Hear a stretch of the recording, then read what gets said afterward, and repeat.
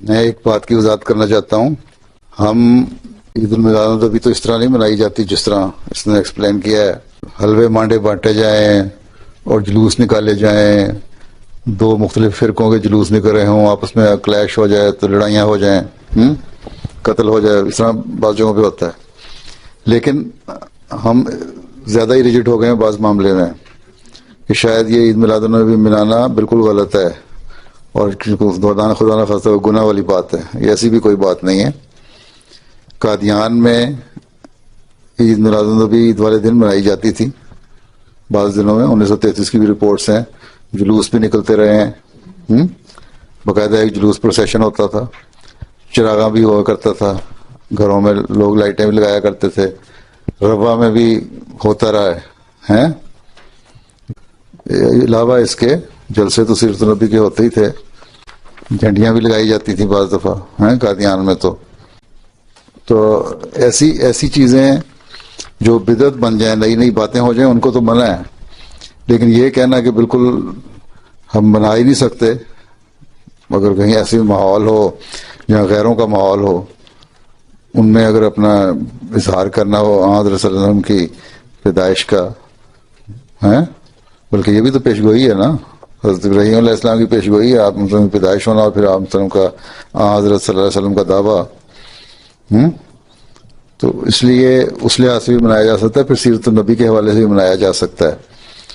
لیکن اس کو اتنا زیادہ اس میں ایسی باتیں پیدا کر لینا جس کا اسلام کی تعلیم سے تعلق نہیں، وہ غلط ہے. ٹھیک ہے. باقی ربا میں، مسجد اقصیٰ میں اس کے میلاد النبی کے حساب سے جلسے بھی ہوتے تھے، چراغاں بھی ہوتا تھا، قادیان میں بھی ہوتا تھا.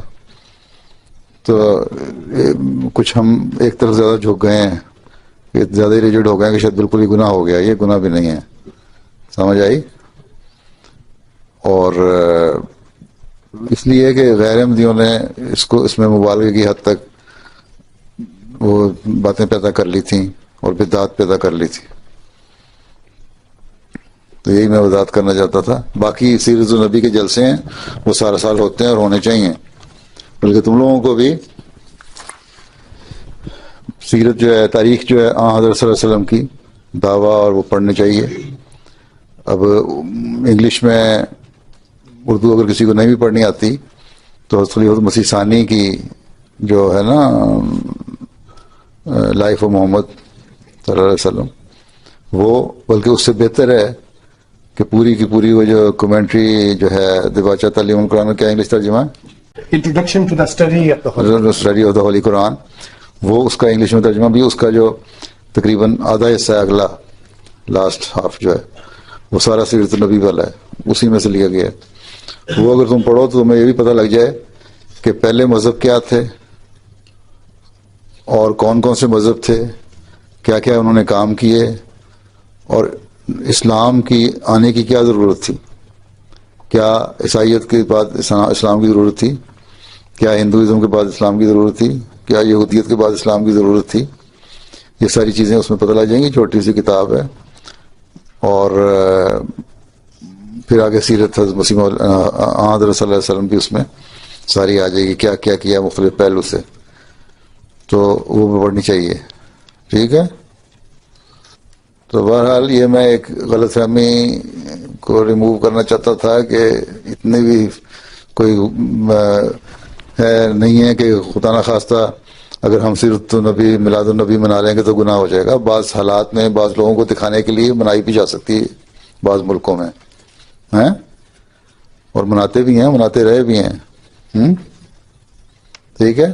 میں نے بتا دیا ہے واضح کہ قادیان میں بھی 1928 میں بھی 1933 میں بھی، اس کے بعد بھی مختلف جلسوں کی رپورٹس الفضل میں ملتی ہیں جب عید المیلاد النبی منائی گئی اور سیرت النبی کے جلسے کیے گئے. جلوس بھی نکلا بازاروں میں اور پھر جلسے ہوئے.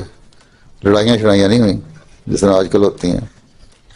اسی طرح ربا میں بھی چراغاں کرتا لوگ گھروں کو سجاتے تھے، ڈیکوریٹ کرتے تھے.